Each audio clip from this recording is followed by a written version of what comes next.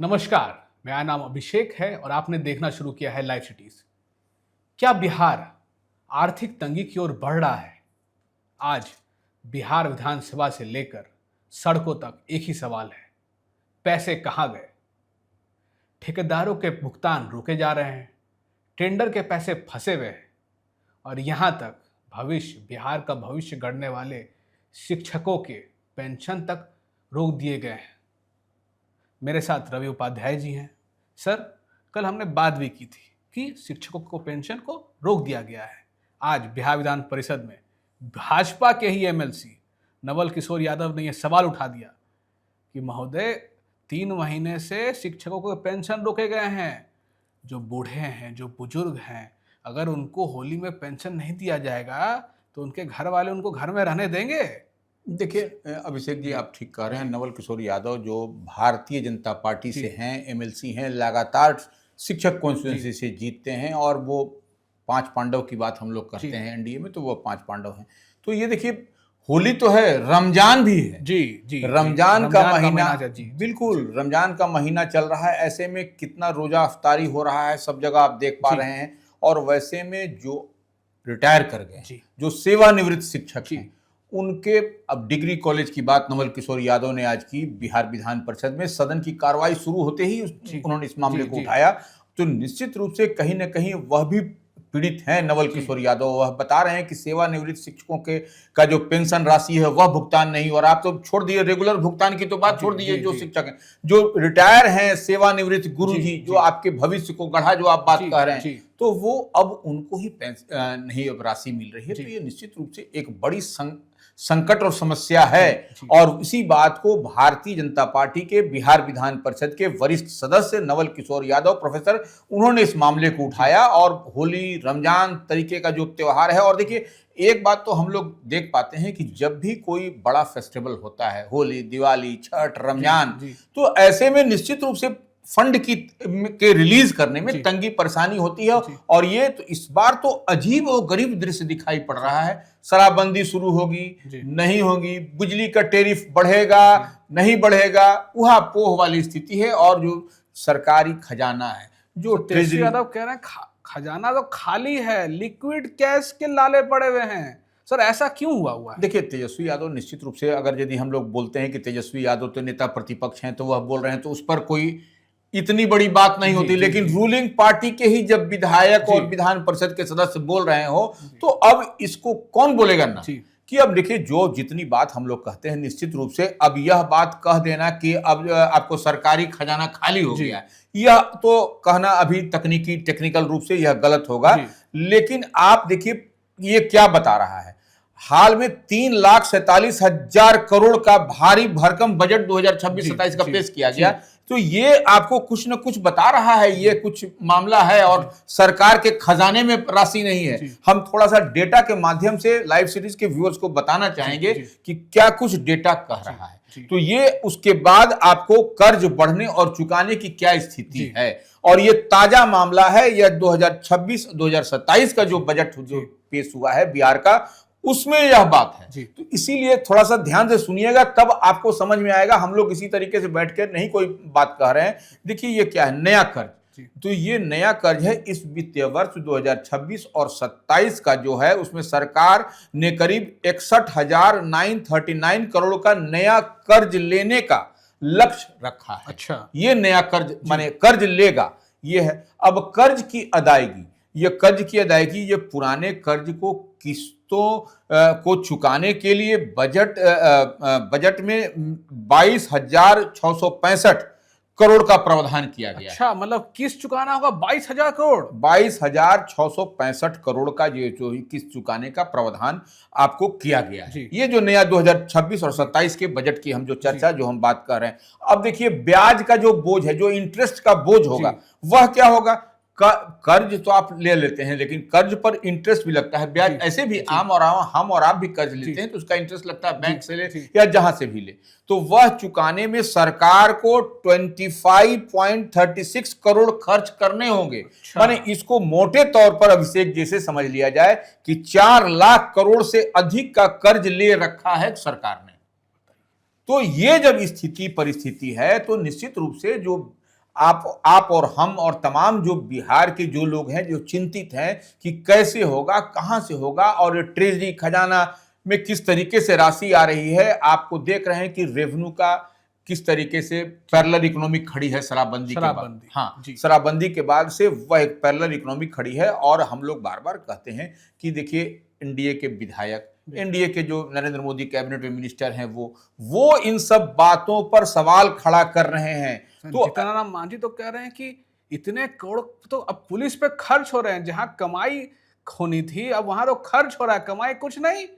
और 1500 करोड़ के कुछ करोड़ रुपए हर साल बिहार पुलिस खर्च कर रही है सिर्फ शराबबंदी के नाम पर। देखिए उसको ऐसे भी हम लोग समझ सकते हैं, शराबबंदी के कारण राज्य को भारी आर्थिक नुकसान हो रहा है और सारा पैसा शराब माफिया के जो जेब में जा रहा है। ये इतनी बात हम और आप तो समझ ही रहे हैं, कह ही रहे हैं। जीतन राम मांझी हम जो बात कर रहे हैं, हिंदुस्तानी आवाम मोर्चा जो एनडीए में है, जो नरेंद्र मोदी कैबिनेट में मिनिस्टर हैं, माधव आनंद जो आरएलएम में है, वह करें। और आपने सुना भी था कि बीते दिन भारतीय जनता पार्टी से विधायक हैं जो विनय बिहारी, उन्होंने भी कहा कि हम शराबबंदी के खिलाफ हैं, लेकिन जो इतनी बड़ा जो पैरेलल इकोनॉमी जो खड़ा हो रहा है, यह कहां से हो रहा है। अब देखिए हम दूसरी तरफ आते हैं। सर बीजेपी भी बोल रही है हल्का हल्का, हम तो बोल ही रहा है, आरएलएम बोल ही रहा है, मगर जदयू तो ठीक है कि उसने शराबबंदी, मगर क्या बीजेपी ने मौन व्रत रख रखा है कि भाई अभी हम ज्यादा कुछ नहीं बोलेंगे? देखिए बीजेपी बहुत टैक्टिकल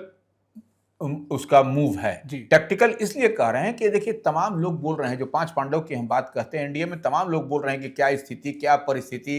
तो लेकिन भारतीय जनता पार्टी का आप एक आध एमएलए को छोड़ दीजिए, एक आध विधान पार्षद को छोड़ दीजिए, तो वो लोग वेट एंड वॉच की स्थिति में है कि वो नीतीश कुमार का ड्रीम प्रोजेक्ट है पूर्ण शराबबंदी, और वो कैसे कहां पर जाकर के चूक हो रहा है, कहां पर गड़बड़ झाला हो रहा है, वह वेट एंड वॉच की स्थिति में है। वह वेट कर रहे हैं, वॉच कर रहे हैं कि जैसे ही कुछ होगा वह एक बड़ा आपको भूचाल सा आपको दिखाई पड़ेगा। इसलिए वो हम कह रहे हैं कि वह आपको चुपचाप है। अब देखिए 7 निश्चय की बात कर रहे हैं, 7 निश्चय पार्ट 3 की बात कर रहे हैं। सरकार ने 7 निश्चय पार्ट 3 के तहत महिलाओं को 10-10 हजार रुपए देने की, जैसे मुफ्त फ्री बीज की बात जो हम लोग कहते हैं, योजनाओं में करोड़ों खर्च किए, करोड़ों रुपए खर्च हैं। जैसे नियमित खर्चों में सैलरी पेंशन के लिए बजट कम पड़ रहा है, यह भी एक कारण है इसका। अब आप इसको धीरे धीरे आप समझिएगा तो सब बात समझिए। फिर 2-2 लाख देने की बात सरकार कर रही है। अभी तो 10-10 हजार रुपए की बात हुई थी। 7 निश्चय पार्ट 3 का ये बात है।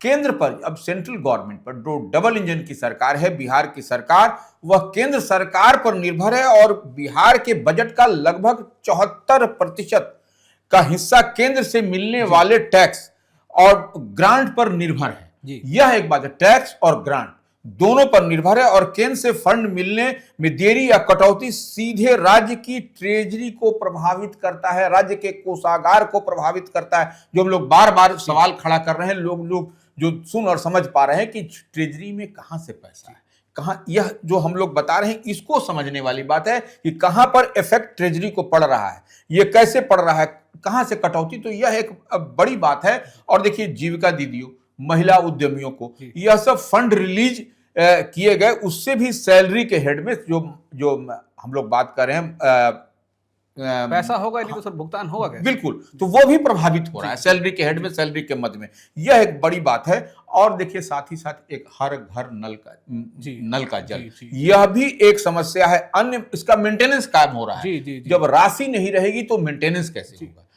तो ये राशि नहीं रहेगी तो विकास का तो हर काम ही रुक जाएगा बिहार में। निश्चित रूप से देखिए अचानक देखिए आपको इतनी बड़ी राशि की आवश्यकता पड़ती है, भारी आवंटन की जरूरत है, जिसके कारण विश्वविद्यालयों में ग्रांट अनुदान जो है सो छूट गया। वह भी एक सब बात है। तो देखिए कई सारी बात है। अब देखिए सेवानिवृत्त शिक्षकों की बात हो रही है। अब देखिए नवल किशोर यादव जो भारतीय जनता पार्टी के एमएलसी हैं, अभिषेक जी, उन्होंने बड़ा सटीक और मार्मिक बात कही सदन में कि जब बुजुर्ग हो जाएंगे, जब आप सीनियर सिटीजन हो जाता है, वो आदमी को कौन देखेगा? जब उसका पेंशन आता है तो उसको भी आत्मबल मिलता है कि हमको सैलरी, हमने इतना काम किया, अब सरकार को सेवा दी, तो अब देखिए हमको पेंशन भुगतान हो रहा है, दवा में, उनके इलाज में जो खर्च होता है, और तो और परिवार के भरण पोषण में भी बड़ी राहत मिलती है। तो ऐसे में देखेगा कौन? यह एक बड़ी समस्या है। ये भी देखा जाता है अगर पेंशन नहीं मिलते तो बुरे बुजुर्ग को लोग पूछते तक नहीं है, मगर हाँ जब उनको मालूम है कि हाँ पेंशन मिल रहा है तो अच्छा दादाजी हैं, बिल्कुल। मम्मी हैं, दादी हैं। हाँ हाँ, सही सही जी, बात जी। है। तो वो एक सरकार माने घर के में आपको असिस्टेंस के लिए, घर की मदद के लिए बूढ़ा बुजुर्ग का जो पेंशन आता है वह एक बड़ी राशि है। उनके साथ साथ वो अपने तो वो होंगे ही, वो उसकी बात देखिए। सबसे बड़ा बात है ये जो शराबबंदी तो है ही है, अच्छी बात है, हम लोग भी कहते हैं सब लोग, लेकिन इससे रेवेन्यू का, राजस्व का नुकसान हो रहा है। देखिए हम लोग और आप लोग, ये लाइव सिटीज नहीं कह रहा है, इतनी बात मान के चलिए, शराबबंदी से बिहार को में जो है सो हर साल 2000 करोड़ से 25,000 करोड़ के राजस्व का नुकसान हो रहा है। अच्छा। ये एकदम स्पष्टता के साथ मैंने आपको दिखाई पड़ रहा है। तो इतना बड़ा नुकसान, इतनी बड़ी, तो ये आपको क्या दिखाता है?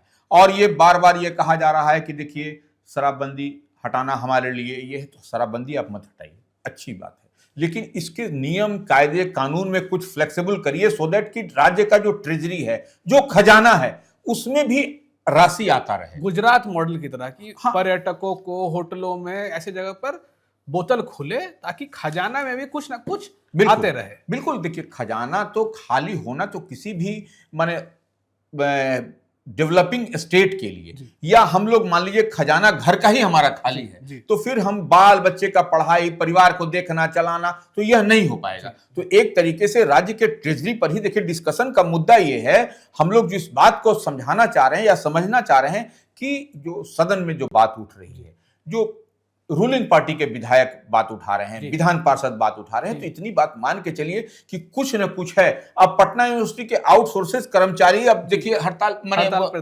पर थे, वो लोग विरोध कर रहे हैं। तो यह आपको अब कहीं कहीं तो कई सारे यूनिवर्सिटी में भी कई जगह जो रिटायर्ड शिक्षकों हैं उनको भी कहीं ना कहीं पेंशन नहीं मिल रहा है। तो यह बड़ी बात है, निश्चित रूप से यह एक बड़ा सवाल है। कल हम सर बता भी रहे थे कि आशा वर्कर्स के भी कई जगह पर भुगतान अभी नहीं हुए हैं। बिल्कुल। और सर एक बात बताइए, कल ही विधानसभा में वित्त मंत्री विजेंद्र यादव बता रहे थे कि कोई फाइनेंशियल क्राइसिस नहीं है। तो सर अगर फाइनेंशियल क्राइसिस है ही नहीं तो ये खटाखट भुगतान क्यों नहीं कर दे रहे हैं सबका? क्यों रोक रखे हैं सबका पैसा? देखिए यह कहने के लिए अब सदन के अंदर बोलना है तो वह बोलेंगे।